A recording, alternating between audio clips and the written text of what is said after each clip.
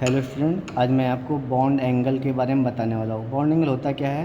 The angle between two bond is called bond angle. इसको अच्छे से बोल सकते हैं कि the angle between orbital containing bonding electron pair is called bond angle. अब हम बॉन्ड एंगल कंपेयर करने के लिए चार बातों को क्रम से लगाते हैं, ठीक है ना। जैसे मैं फर्स्ट में लगाता हूँ हाइब्रिडाइजेशन। क्या लिखते हैं? हाइब्रिडाइजेशन। अगर हाइब्रिडाइजेशन देखने के लिए हमको पता है कि sp हाइब्रिडेशन उसका बॉन्ड एंगल sp2 से ज़्यादा होगा, उसका sp3 से ज़्यादा होता है, ठीक है ना। यह होता है sp में आपका बॉन्ड एंगल 180 होता है, sp2 में 120 होता है, sp3 में आपका 109-28 मिनट के आसपास होता है। और आगे आप जाएंगे तो sp3d होता है जिसमें का बॉन्ड एंगल 120 एंड 90 के होते हैं। sp3d2 में आपके बॉन्ड एंगल सभी क्या होते हैं? 90 के होते हैं। तो पहले हम चेक करते हैं कि जिसके पास हाइब्रिडेशन निकालते हैं, जिसके पास sp है उसका बॉन्ड एंगल ज़्यादा होगा sp2 वाले से, sp2 वाला ज़्यादा होगा sp3 वाले से। इस तरह से कंपेयर करते हैं। फॉर एग्जांपल मैंने लिया BeCl2, मैंने लिया BCl3, मैंने लिया CCl4। इन चारों का बॉन्ड एंगल हमको कंपेयर करना है। तो हाइब्रिडेशन निकालने के लिए हम फार्मूला भी ले सकते हैं। ऐसे निकाल सकते हैं कि बेरिलियम के वैलेंस शेल में 2 इलेक्ट्रॉन होता है, या क्लोरीन से बॉन्ड बना लिया है जिसके पास कोई इलेक्ट्रॉन अभी बचा हुआ नहीं है, ठीक है। तो हाइब्रिडेशन बराबर हम निकाल सकते हैं कि सिग्मा बॉन्ड प्लस क्या होता है लोन पेयर इलेक्ट्रॉन। बेरिलियम के पास 2 सिग्मा, 0 लोन पेयर है, 2 आएगा। 2 के लिए क्या होता है? sp। क्या हो जाएगा? sp हो जाएगा हाइब्रिडेशन। अब BCl3 है, BCl3 में पता है बोरान के वैलेंस शेल में 3 इलेक्ट्रॉन होते हैं, तो यह 3 क्लोरीन के साथ बॉन्ड बना हुआ है, ठीक है ना। इसके पास कोई इलेक्ट्रॉन बचे हुए नहीं है। अब हाइब्रिडेशन निकालते हैं इसका भी, तो हाइब्रिडेशन हो जाएगा sigma bond plus lone pair.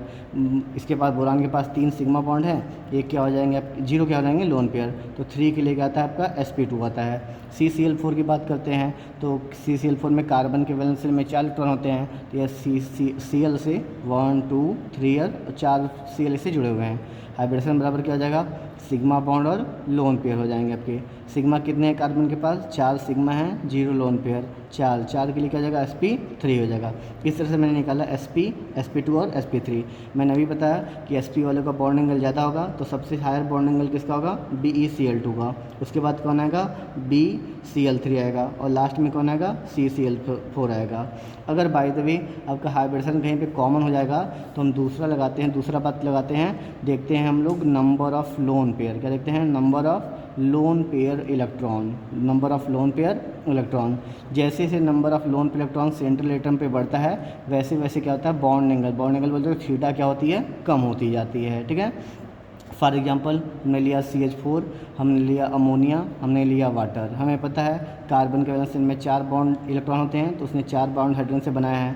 Nitrogen के वैलेंस शेल में 5 होते हैं, तो उसने क्या किया है? एक एक हाइड्रोजन से बॉन्ड बना लिया है, और उसके पास क्या है? 2 इलेक्ट्रॉन पेयर बचे, जिसे हम बोलते हैं लोन पेयर बोलते हैं। ऑक्सीजन के वैलेंस शेल में 6 इलेक्ट्रॉन होते हैं, 1 2 3 4 5 एंड 6।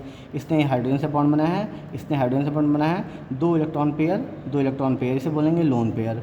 अगर हम हाइब्रिडेशन निकालते हैं तो कार्बन का यहाँ पे हाइब्रिडेशन आता है 4 सिग्मा, कोई लोन पेयर नहीं है, तो इस पर आएगा sp3। क्या आएगा? sp3। नाइट्रोजन का निकालेंगे तो 3 सिग्मा, 1 लोन पेयर 4, इसके लिए भी क्या आएगा? sp3 आएगा। अगर ऑक्सीजन की बात करेंगे वाटर में तो इसके पास 2 सिग्मा है, 2 लोन पेयर, 2 2 प्लस कितना जाएंगे? 4, यह भी क्या आएगा आपका? sp3। अब देखिए यहाँ पे हाइब्रिडेशन क्या हो गया? कॉमन हो गया। तो देखते हैं number of lone pair electron. CH4 के पास कोई लोन पेयर इलेक्ट्रॉन नहीं है, तो कोई लोन पेयर इलेक्ट्रॉन नहीं है तो हमको पता है ना बॉन्ड पेयर में रिपल्सन कम होता है, तो लोन पेयर बॉन्ड पेयर सबसे ज़्यादा रिपल्सन किस में होता है? लोन पेयर में रिपल्सन सबसे ज़्यादा होता है। फिर उसके बाद आता है लोन पेयर, बॉन्ड पेयर में रिपल्सन होता है, और सबसे कम रिपल्सन कहाँ होता है? बॉन्ड पेयर और बॉन्ड पेयर में। तो यहाँ बॉन्ड पेयर में है, रिपल्सन कम होगा तो ये थीटा वैल्यू बढ़नी रहेगी। लोन पेयर, यहाँ पे लोन पेयर है, एक लोन पेयर है, तो ये लोन पेयर इधर से इसको कंप्रेस करेगा, इधर से इसको रिपल्सन मारेगा, तो ये थीटा वैल्यू क्या होती है? कम होती जाएगी, कम होगी। यहाँ पे देखेंगे, यहाँ पे लोन पेयर रिपल्सन है, और plus lone pair bond pair repulsion है, जिसका ये लोन पेयर अच्छा खासा रिपल्सन मारते हैं इस बॉन्ड पेयर पे, जिसका थीटा वैल्यू क्या होती है? बहुत कम आती है। इस तरह से अगर हम कंपेयर करें बॉन्ड एंगल का, तो लोन पेयर इसके पास 2 है, इसके पास लोन पेयर अमोनिया में 1 है, CH4 में क्या है? 0 लोन पेयर है। तो जिसके पास लोन पेयर ज़्यादा होगा उसका बॉन्ड एंगल कम होता है। तो बॉन्ड एंगल एंगल की बात करेंगे तो CH4 का सबसे ज़्यादा होगा, फिर अमोनिया का होगा, फिर क्या होगा आपका वाटर हो जाएगा।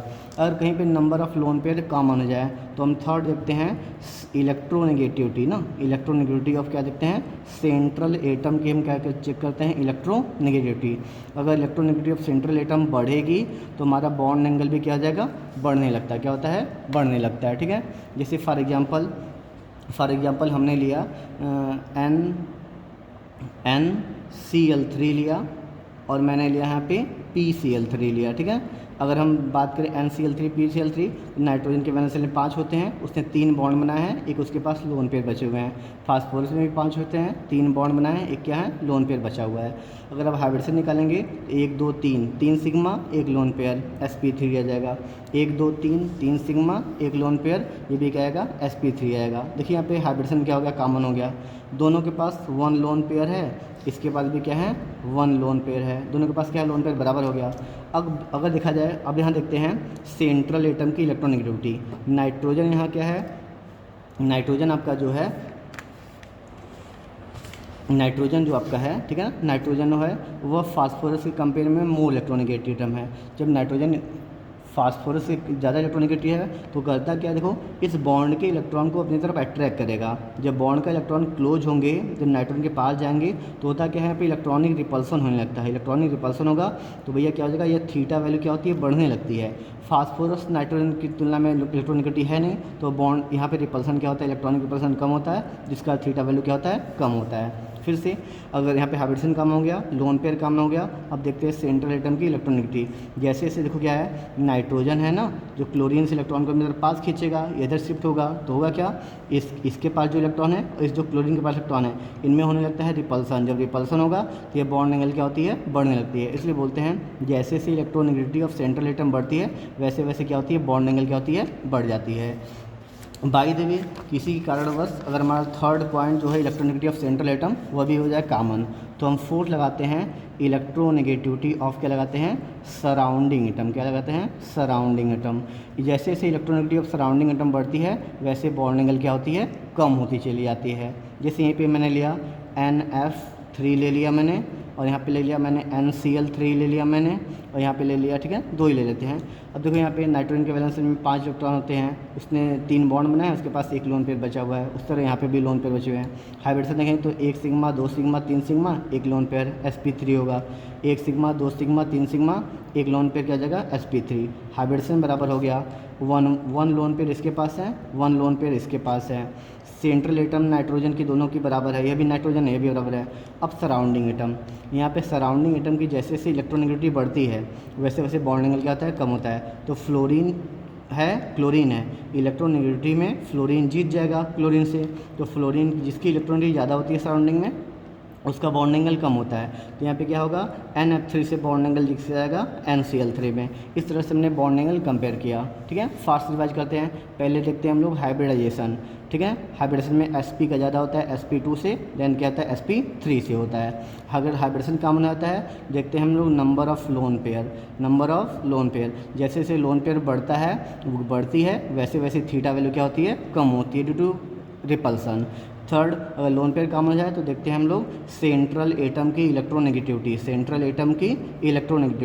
जैसे जैसे सेंट्रल एटम की इलेक्ट्रोनेगेटिविटी बढ़ती है वैसे वैसे थीटा क्या होती है बढ़ती है। फोर्थ अगर यह भी कॉमन हो जाए तो हम फोर्थ देखते हैं सराउंडिंग एटम की क्या देखते हैं हम लोग इलेक्ट्रोनेगेटिविटी देखते हैं। जैसे जैसे सराउंडिंग एटम की इलेक्ट्रोनेगेटिविटी बढ़ती है वैसे वैसे क्या होती है थीटा वैल्यू क्या होती है कम होती है।